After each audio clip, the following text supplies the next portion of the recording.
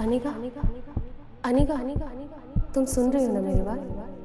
तुम माँ बनने वाली हो अनिका। डॉक्टर की ये शब्द सुनते ही अनिका समझ नहीं पा रही थी कि वो आखिर प्रेग्नेंट कैसे हो सकती है। अभी तो उसकी शादी को 24 घंटे भी पूरे नहीं हुए थे। मिस्टर गौतम गुलेरिया, मैं समझ सकती हूँ कि आप दोनों इस वक्त परेशान होंगे, मगर आप लोग कोई भी फैसला ले उससे पहले मैं एक बात बता दूं, प्रेगनेंसी 4 महीने पार हो चुकी है, so abortion is out of question. Impossible doctor, आपसे कुछ गलती हुई है। मैं प्रेग्नेंट कैसे हो सकती हूँ? अक्सर कार की बैक सीट पर बैठने वाले गौतम आज अनिका को पीछे बैठाकर खुद ड्राइवर के साथ वाली सीट पर बैठ गए थे, मानो ऐसा करके वो अनिका को अपनी नाराजगी जता रहे हों। अनिका जानती थी कि एक बेटी होने के नाते आज उसने अपने पिता को दुनिया का सबसे बड़ा दुख दिया था, एक बिन ब्याही मां बनकर। इतना दुख उन्हें अनिका की मां के गुजरने पर भी नहीं हुआ होगा। अनिका को ऐसा लग रहा था मानो आज मनाली का हर इंसान उसे सवालिया नजरों से बस एक ही सवाल पूछ रहा हो कि कौन है इस बच्चे का बाप। लेकिन इसका जवाब तो अनिका के पास भी नहीं था। गुलेरिया हाउस ब्रिटिश के जमाने का मकान था। कहा जाता था यहाँ इंग्लैंड के अधिकारी वेकेशन मनाने आते थे, लेकिन अच्छे से मेंटेन न करने की वजह से पिछले कुछ सालों से थोड़ा बंजर सा लगने लगा था।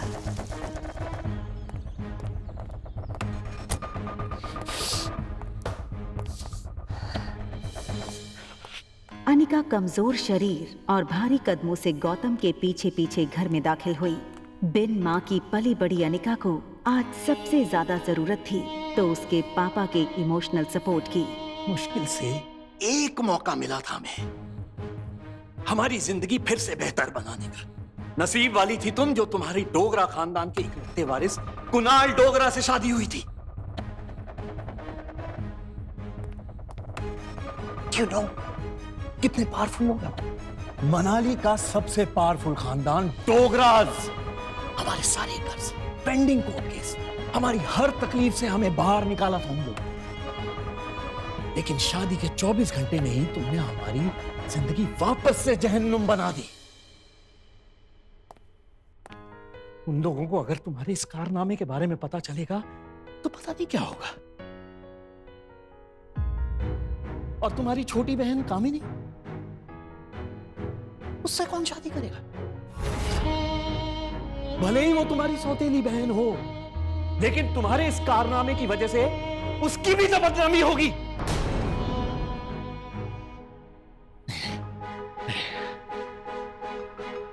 जब तक ये मामला खत्म नहीं हो जाता मैं कामिनी को और तुम्हारी मां मनीषा उसके भाई के घर भेज दूंगा।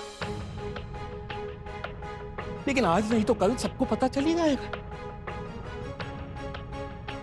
आज तुम भी अपनी मां के साथ ही।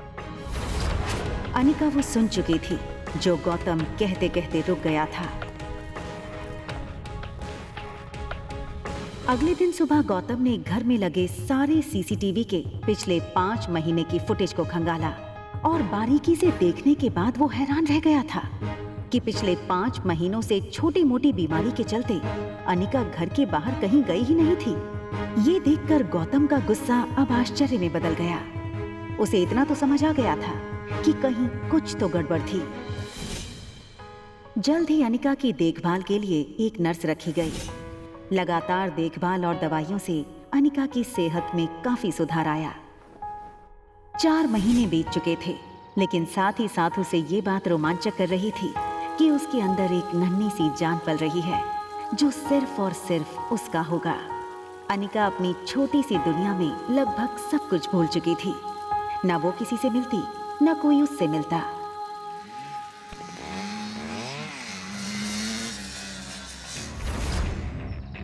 अनिका ने जैसे ही लड़की को देखा, उसकी धड़कन मानो डर और टेंशन से तेज हो गई। ये लड़का और कोई नहीं बल्कि अनिका का पति कुणाल डोगरा था।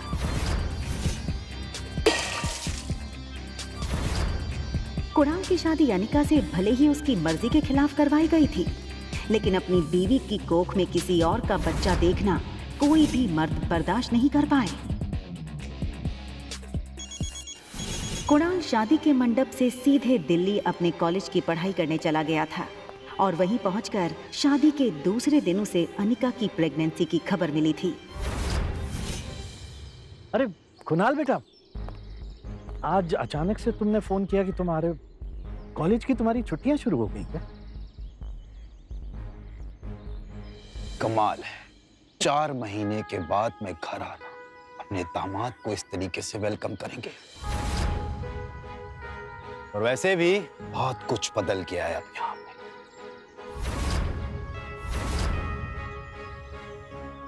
आओ बेटा, अंदर चलकर बात कर। देखो कुणाल, अगर तुम इस शादी को तोड़ना चाहते हो तो मैं समझ सकता हूँ। तुम समझ सकते हो, लेकिन ये बात मेरे दादाजी नहीं समझ सकते। जबरदस्ती इसे मेरी शादी करा दी। जब जब इसको देखता हूं ना, ऐसा लगता है एक ऐसे गुनाहों की सजा मिल रही है जो गुनाह मैंने कभी किए ही नहीं। देखो इस बेशरम को कैसे खड़ी है। मैं इस शादी को नहीं मानती। ये सुनकर कुणाल और गौतम दोनों ही शॉक थे। देखो बेटा, इस वक्त अनिका की तबीयत ठीक नहीं है, इसकी बातों पर ध्यान मत दो। और रहा सवाल इस बच्चे का, तो उसके पैदा होते ही उसे अनिका से हमेशा के लिए दूर कर दिया जाएगा, मेरा यकीन कर।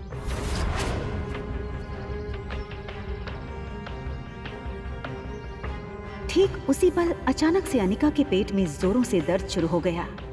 दर्द के मारे एक झटके में अपनी पीठ के बल गिरी। अनिका, मम्मा मम्मा मम्मा, प्लेन लैंड होने वाला है।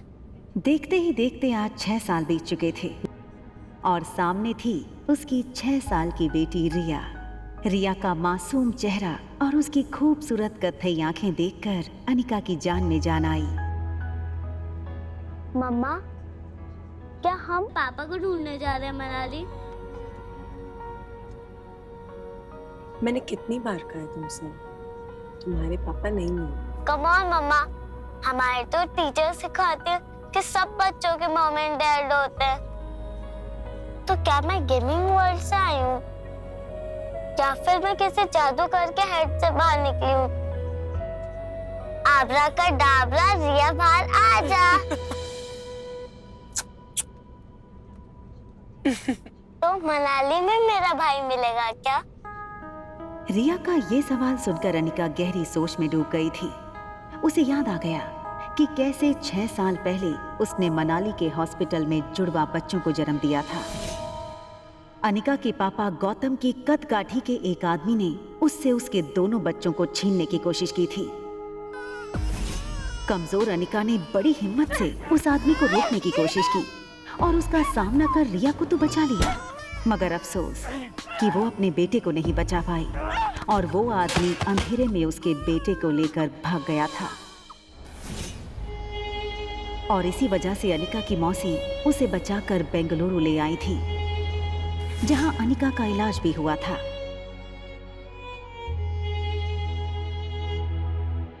हालांकि इन 6 सालों में अनिका पूरी तरह से बदल चुकी थी।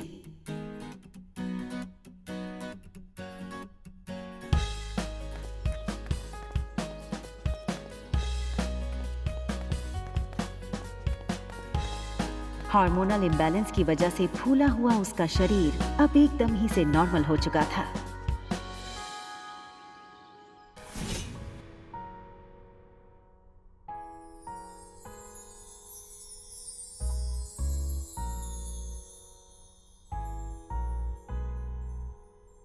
कितनी खूबसूरत लग रही हो तुम। मनाली में तो लोगों के होश उड़ जाएंगे।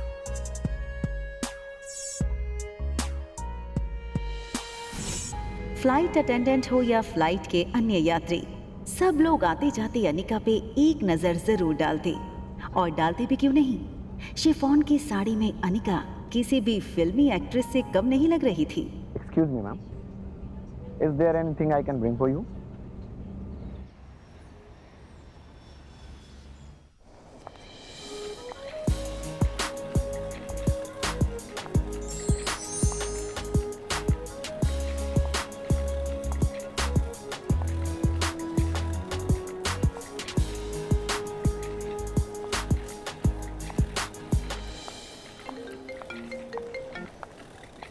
हेलो पा। कुणाल तुम्हें लेने एयरपोर्ट आ रहा है, तुम उसके साथ सीधा घर आना। यहाँ पहुँचते ही तुम्हें 2 पेपर्स पे साइन करना है, एक डिवोर्स पेपर और दूसरा वो। इतना कहकर गौतम अटक गया और फिर कुछ सोचकर उसने आगे कहा, खैर तुम घर आओ, यहाँ पहुँचते ही मैं तुम्हें सब समझाता हूँ।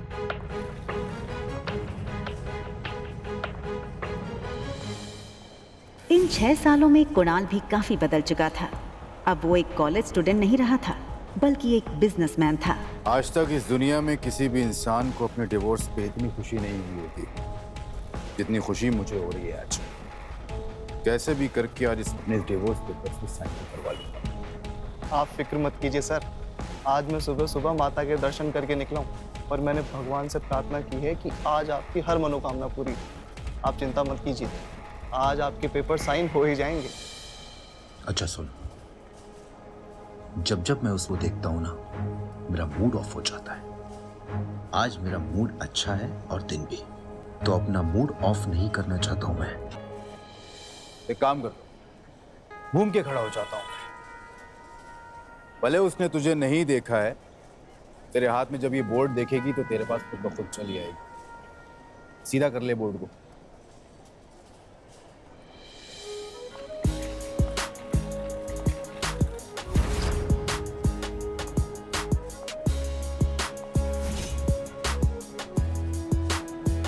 कुणाल ने एयरपोर्ट से बाहर आते हुए एक लड़की को देखा और फिर देखता ही रह गया।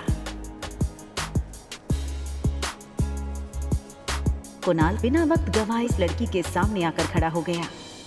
अनिका एक पल के लिए सहम गई और उसे लगा कि पहले की तरह कहीं कुणाल उसकी फिर से इंसल्ट ना कर दे, और इसीलिए अनिका सीधे कुणाल को थप्पड़ जड़ देना चाहती थी, मगर वो अपनी बेटी रिया के सामने कोई तमाशा नहीं करना चाहती थी। Hi miss gorgeous. अब लगता है मनाली में आप पहली बार आई, क्योंकि अगर आप पहले आई होती तो ये पॉसिबल नहीं कि आप मेरी नजर से अननोटिस होती। टैक्सी। टैक्सी की क्या जरूरत है?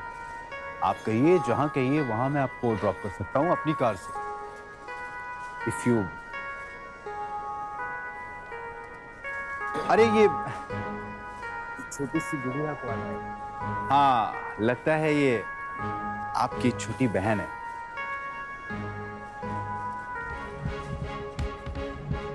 टैक्सी।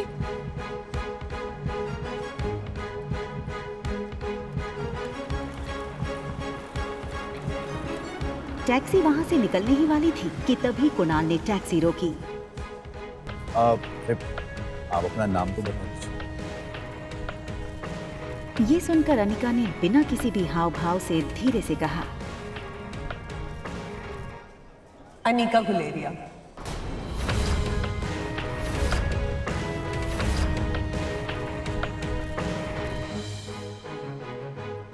आगे की कहानी जानने के लिए देखें अगला एपिसोड सिर्फ पॉकेट एफएम के यूट्यूब चैनल पर। और एक लड़की को देखा तो के सारे एपिसोड को सुनने के लिए डिस्क्रिप्शन में दी गई लिंक से डाउनलोड करें पॉकेट एफएम ऐप।